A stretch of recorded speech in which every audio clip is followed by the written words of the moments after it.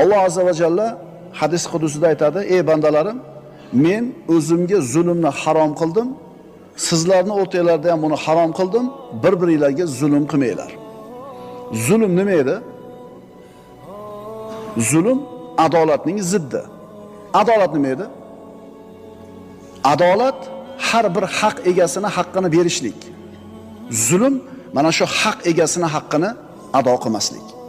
Alloh taolo hech qachon hech kimga misqoli zarra zulm qilmaydi. Nimaga loyiq bo'lsa, shuni beradi. Agar bir bandaga jazo bergan bo'lsa, shunga loyiq bo'ladi u. Endi Alloh taolo bir bandaga mukofot bergan bo'lsa, unga fazl ko'rsatgan bo'ladi.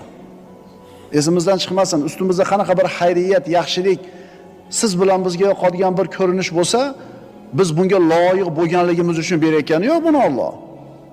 Balki fazl ko'rsatyapti.